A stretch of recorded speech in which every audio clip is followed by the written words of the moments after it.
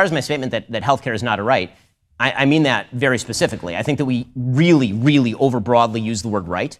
Like all the time we use it, and we use it, it's a semantically overloaded term. So a right can simultaneously mean a thing that's good for you to have, which is not a right. That's a thing that's good for you to have. That's not the same thing, right? I love having pizza. That doesn't mean that I have a right to pizza. It does mean, however, that the government does not have the ability to stop me from having pizza, or should not have that ability. So in that sense, I do have a right to have pizza.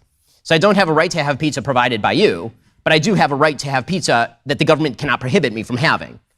Right, so I think that we have to be very clear what we mean when we say that somebody has a right to a thing. There's a legal theorist in the late 19th, early 20th century named William Hofeld, and he broke down rights into four separate categories, ranging from privileges to immunities, things that you're morally apathetic about. So you have a right to choose on a moral level whether to have a hamburger or not today, as long as you're not a vegan, and that's a matter of apathy. So that's a matter of moral apathy, but you also have rights that are immunities from government, where you don't want the government pragmatically to have enough power to stop you from doing a thing, even if you think that that thing is immoral, because the government with that power can too broadly apply it. So I think we have to be very clear when I say healthcare is not a right, I don't mean that it isn't a good thing to have. Healthcare is an amazing thing to have and a necessary thing to have. I do mean that you do not have a right to demand that somebody else provide you that healthcare. That right does not exist. Mm-hmm.